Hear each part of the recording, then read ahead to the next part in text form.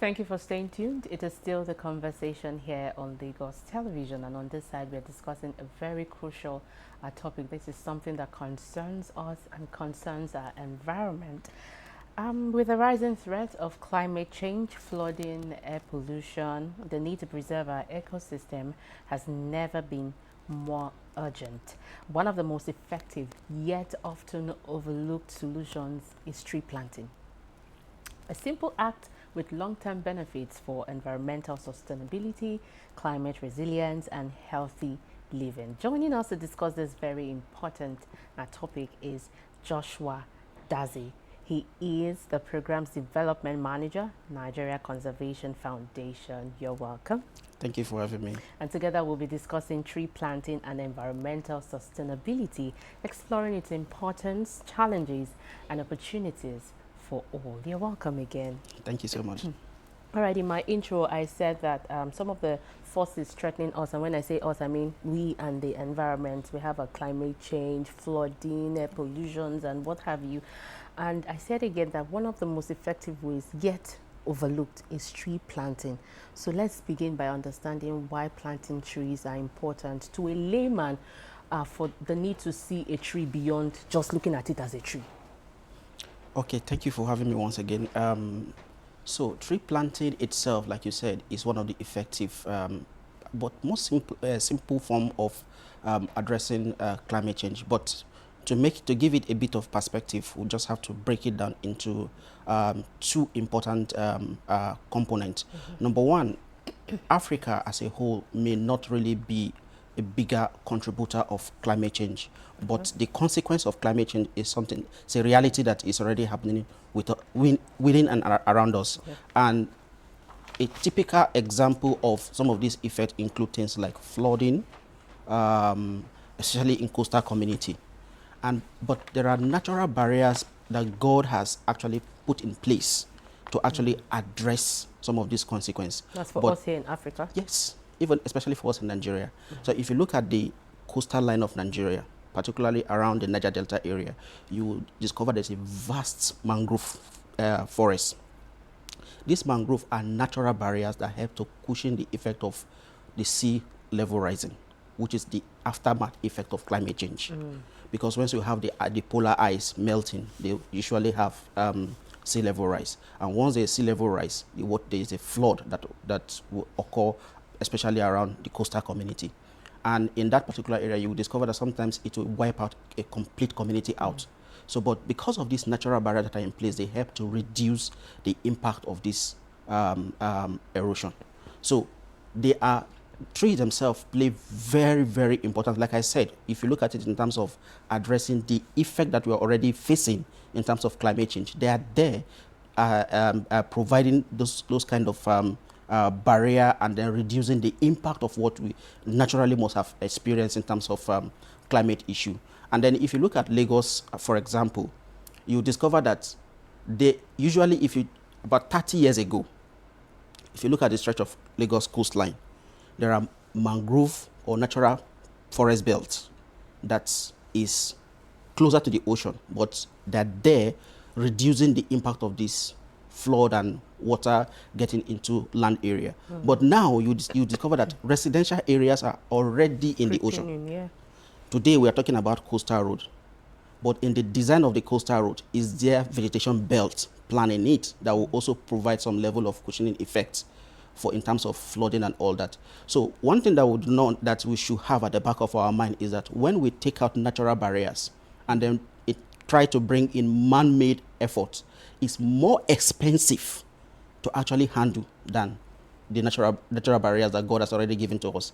So trees are there providing this kind of easy but more effective ecosystem service that we undermined.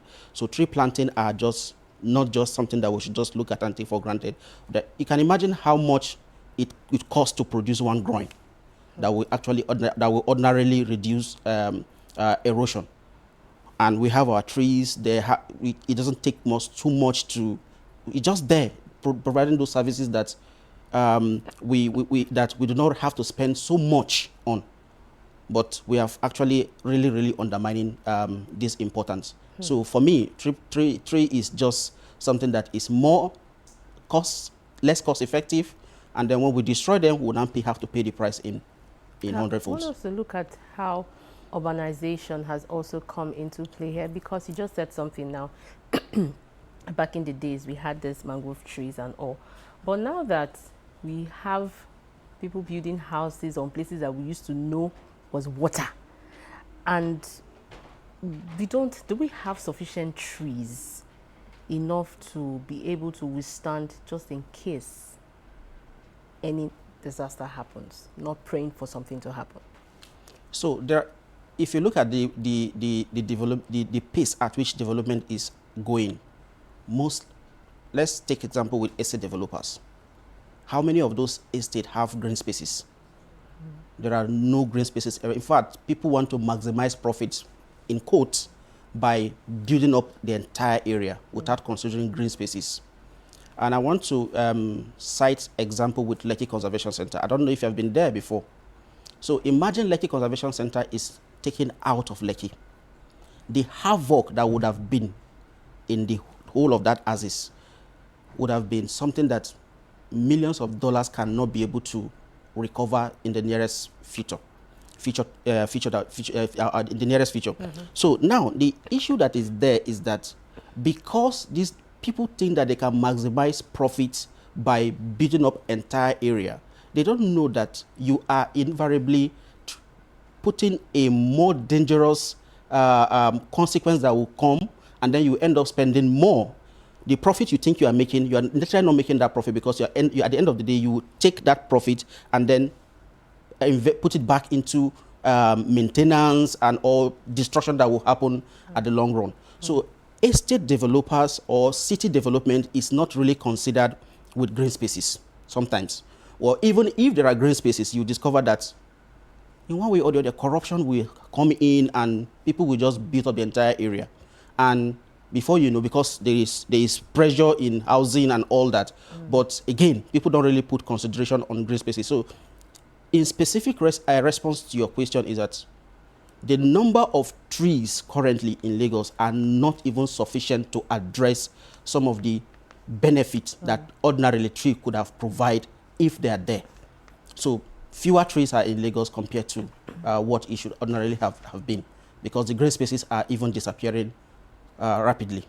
Okay, now still again going back for a layman, what are the benefits of planting trees? Now let's look at its benefits to in all sides, the benefits of planting trees. Okay, so when we talk about tree planting, what people basically understand, they just equate it to climate change. Because if you just say tree planting, the next thing that will come to the mind of people is climate change. But we less make priority to other benefits that ordinarily we get from trees generally. So number one, there are industrial raw materials that we get from trees, medicine from trees, food. All these are things that we derive from trees. If it gets to rural community, their livelihood is even more dependent on forests. And most of the product that they collect from the forest comes from these tree vegetations. So, but we undermine them, thinking that when you talk about tree planting, people just basically concentrate on climate change, carbon sequestration, but undermining the aspect of, like I said, the food, the industrial raw material and all that. But how can we sustainably take benefit of some of these benefits and then build our society? Because if you're talking about tree planting, you are talking about mankind's sustainability. Because everything that we depend on now, the raw material, the industrial raw materials, come sometimes from those trees. So if you take them out, you are putting those businesses that depend on this raw material at risk. So tree planting is as well, you can equate it to sustaining a lot of businesses and even mankind itself. So it's not just all about the climate benefit, but there is also mankind benefit in terms of raw materials, food, and even medicine itself. I know that here in Lagos, July 14th is usually, is it July 14th now? July 12th or 14th, I'm not sure which of the days, but in July, we have a tree planting day, and that's the day that the state government, mandates everyone to plant a tree. It's done also across the 20 local governments and 37 LCDs in Lagos. But beyond the looking at it as a campaign day for planting trees, how do we help people see the importance of planting trees? And then, are there specific species that must be planted, or you can just plant anything as long as it's a tree? Well, so when it comes to tree planting, there are criteria. It's not just planting any trees, Okay. because when you try to introduce something that ordinarily is not within that particular environment, it becomes a nuisance. So you have to plant the right tree in the right place at the right time in the right quantity. So I'll come again. You have to plant the right tree at the right place at the right time and the right quantity. Because if you, for instance, I'll give you an example with a very good economic tree, what we call neem, as a Gerata indica. In Hausa, it's called dogoyaro. So but people can easily relate with that. Yeah. It's a very, very important tree. But what it does is that if you introduce it in an environment, it quickly take over that environment, because they reproduce rapidly. They have a lot of seed, and they just reproduce rapidly and then take over that environment. So they kind of displace other trees that are ordinarily supposed to be around that area. So you don't introduce tree in a place that it should not be there in the first place. But it's not that the tree is not important. But once you introduce them in a place where they should not be, it becomes an environmental problem rather than providing solution to the environment. So those things I mentioned must be considered to plant trees. So again, what you also said, the campaign for planting tree should not just end as a campaign, because what people does again is that you look for a day to plant tree, like the campaign that you mentioned, but people don't do a follow-up. You just go there the day of that celebration, you plant the tree. How do you nurture the tree? Because you have to nurture the tree and then ensure that the tree survive. You will be hearing a lot of tree planting campaigns, but do we do a follow-up to ensure that the number of trees that is being planted are actually surviving? So those are things that we must deliberately do or put at the back of our mind. While campaigning for tree planting, you must be able to work with the professionals to tell you those 4 factors I mentioned: planting the right tree at the right place, at the right time, at the right quantity. And then ensure that there's a follow-up, that that tree is surviving. Because at the end of the day, there are a lot of benefit that you want to derive from that particular tree planting. It could be shelter belt, it could be watershed restoration, it could be erosion protection. So you can be happy to say at the end of the day, I have planted this tree and this tree is growing, and then I can see it, and then is serving the purpose to which I actually campaign for the tree planting. Because if Lagos State can sit down and look back, for how long have we talked about this campaign? Is it 5 years back? Is it 10 years back? How far have we gone? What is the number that we have planted in the last 5 years? Where are they? Are they surviving? Can we show evidence that they are there? So it should not just be something that it is annually, but there is no record to track, and then look at their survival rate. When you also look at how to make this beyond, or move it beyond the campaign and make it a culture for people, let's also look at our education system. I know we have agric science, is that what it's still called now? I don't know.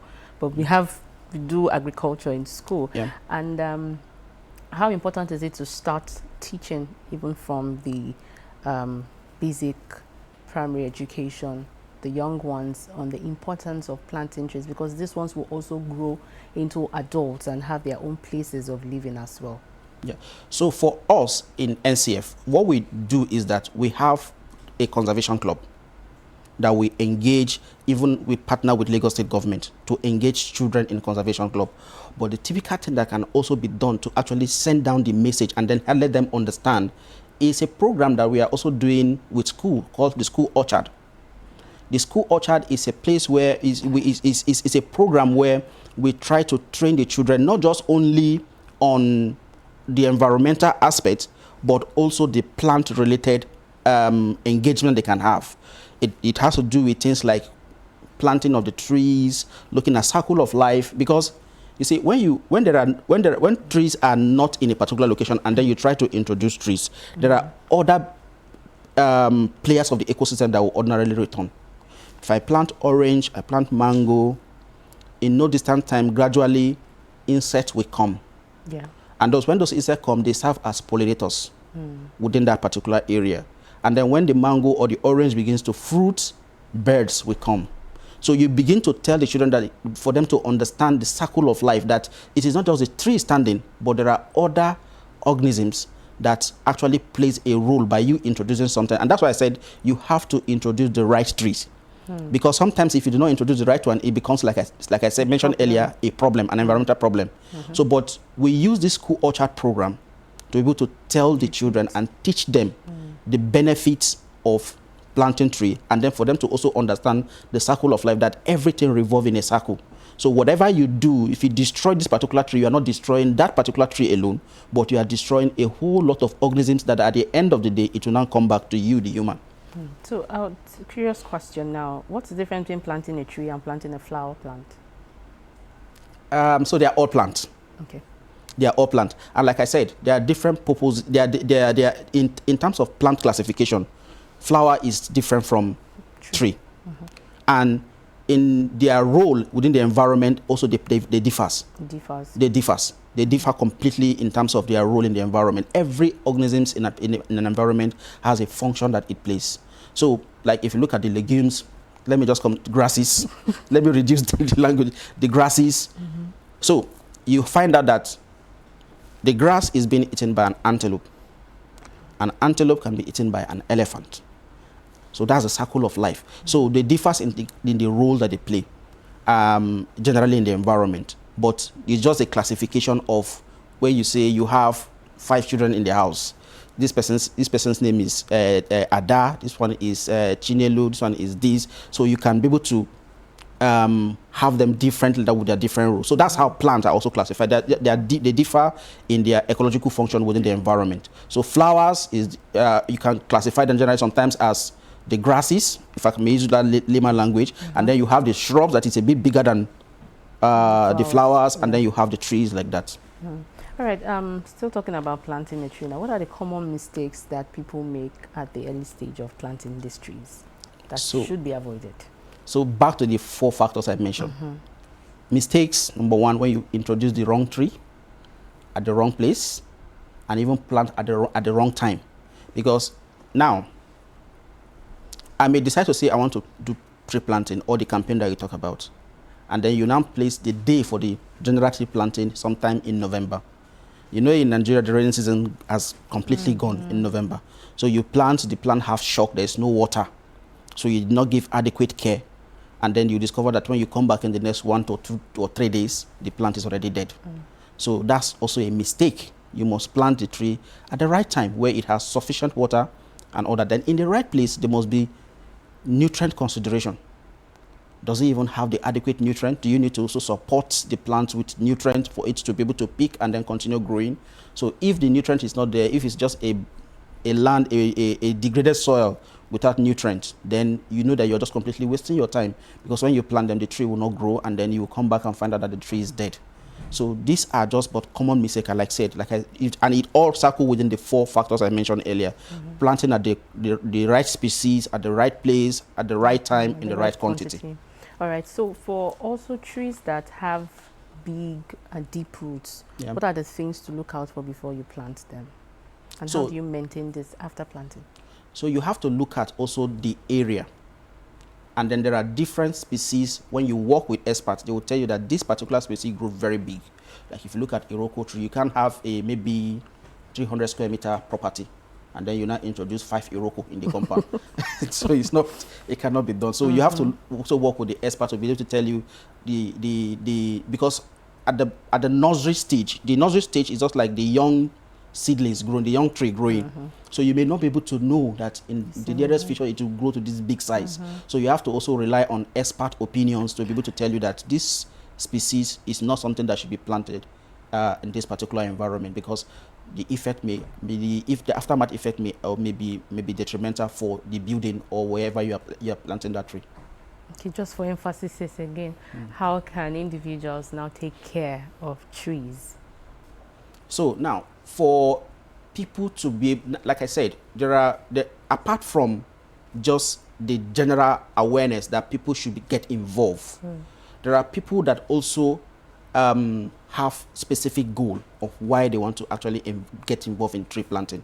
For instance, if I have a compound and I discover that maybe the environment is too hot, and my goal is to do a natural vegetation that will help to cool the environment, then you can be able to work with, make consultation, talk to experts, and then they can tell you the tree that you can plant within the compound space, and even the flowers that you're talking about, they tell you, and then you can get involved in getting them within your space or your environment, wherever you want to plant them.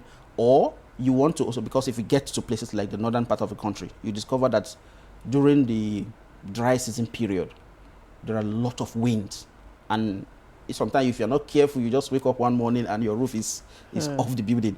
So if you want to plant the trees to serve as windbreak, you also have that particular objective. So like I said, the tree planting must be consciously built with objective, either for food, either for shelter, for medicine. So whatever your objective is, but in terms of national campaign program that everybody should get along in the tree planting, then you should know that, okay, you are also contributing to a national agenda where we are trying to address climate issue. But whatever be the case, there should be objective, well defined for why you are engaging in tree planting. I always say here that technology has transformed virtually all sectors. So let's look at how technology has also helped in improving tree planting exercises. Okay, so in terms of the use of technology, there was a time I stumbled upon one particular website that if you are flying, I don't know if you look at your boarding pass or when you're about to pay for ticket, airline ticket, flight ticket, you discover that there is a calculation of carbon dioxide emission that that particular flight is going to generate. So telling you about the footprint, the carbon footprint that you are contributing to. So, but now what that website does is that they tell you that you can actually pay for a tree or two trees through that website, and then you make that donation, and then that tree will be planted for you. Even though you are not physically there doing the tree planting, but somebody is doing that because the money you have paid, somebody is using that money to do that tree planting. So that's a technology innovation where everybody is getting involved. You may not be directly involved, but in one way or the other, you're already paying for that services. So even if you say, okay, for instance, you pay if just 5,000 or it's 1,000, it's 2,000, to you it may be nothing, but somebody is already taking that responsibility on your behalf and then doing that tree planting, and which is an innovation that technology has also used to engage more people to be more involved in terms of tree planting. I'm still going to stay on making it a culture rather than just a campaign. Now, for young people, how do you make them see the importance of tree planting as a way to sustain the environment? So generally, you see, when it comes to issue of the environment or any profession at all, it's just to make it attractive. Once you make anything attractive, people will ordinarily chase value. But like I always tell people, in Nigeria, once you see a forest area, then the mindset of people is bush. But once that bush becomes source of income, it's no longer a bush. And like I mentioned earlier, the typical example is Lekki Conservation Center. Lekki Conservation is now a tourism destination site where people begin to see value for actually going there for leisure, and also to actually, because even in Lagos, Lekki Conservation Center have one of the most, in fact, the clean air in Lagos is in Lekki Conservation Center, and that has also been confirmed even by World Bank themselves. So now, if you want people to get involved in things, is just to find a way to, but again, beyond just the attractiveness in terms of monetary value, you have to look at it in terms of your own welfare. So the consciousness is about yourself. If this thing is no longer there, the implication of what will happen to you yourself, because you have polluted air, you have disease outbreak and all that. So we have to let people understand that sometimes it is not just all about the benefits. But again, I'm also saying, I'm just trying to put it a coin, just to balance it. Yes. So while you are placing value and then getting more people to be attracted to it, and then making it a robust program where people can get attracted to be involved, and then you can also try to create a more conscious awareness that people should see the value of getting involved is to sustain mankind, to sustain your own self and your own family in a way, because by the time the environmental havoc will come, it's not going to be selective of who planted the tree and who doesn't. So it's going to be everybody getting involved. So those are the two ways I believe that if we deliberately and consciously look at it, then we can be able to have a sustained program that even the future youth will want to get involved, making it attractive, and then creating that awareness that it is not just all about the tree planting, it is all about sustaining your own self and family. Like I said here, the Lagos State government every year takes a day out to, you know, take out this campaign. And what more, since you're a professional in this field now, if you were to give some sort of advice on how well the state government can still push this agenda to the people, especially those at the grassroots, what would it be? So Lagos is a bit peculiar because of the land space. Because if you tell people, today if I tell you I have 500 trees and I want to plant in Lagos, the first thing that will come to your mind is, where do you want to plant them? Where do I plant them? And then if you go to some particular area and then you tell people that, can we plant in your compound? The first fear that will come is, if this tree get big, the roots will start cracking my fence and my building and all that. So that fear is already there. And like I said, the peculiarity of Lagos is just so unique. The land space is not much available for tree planting. But again, one thing that people can also, that the government can also do, you discover that there are a lot of estates already these days coming on board. Can we deliberately begin to speak with those people to deliberately include green spaces and green design within this estate? It's not everywhere that should just be concrete or everywhere built up. Can we have deliberate attempt to, or consciousness to say, while you are trying to develop this estate, there must be green spaces, there must be green design. And do you know that estates with even more green design are more expensive than those without? So why can't we just consciously begin to incorporate green design into our developmental plans? For instance, like I said earlier, the coastal highway, I don't know, there is no green belt. It's just the road facing the ocean. And if we're looking at, in terms of some road construction, can we also have some green spaces just generally in the design? So my advice would be that while some of this developmental agenda is being pushed, we can deliberately begin to look at, okay, how can we, within the little space that we have, how can we maximize the little space and then incorporate green design into it? Because like I said, Lagos State is a very peculiar place where there is, in fact, tree planting in Lagos, people will just begin to look at it, what do I do? So no matter how you try to push the agenda, the question always comes, where do I do the planting?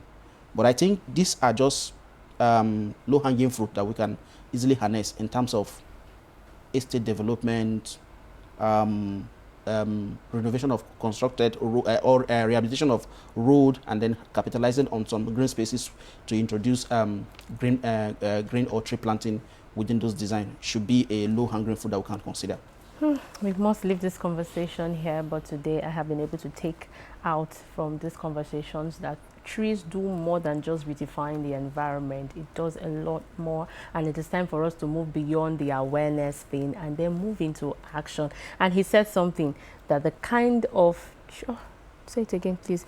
Planting the right tree. Planting the right tree at the right time. At the right time. At the right place. In the right quantity. That's what I wanted to remember. Thank you so much again, Joshua Dazi, for your time on the conversation, educating us on tree planting and environmental sustainability. He is the program's development manager, Nigeria Conservation Foundation. Thank you so much for having me.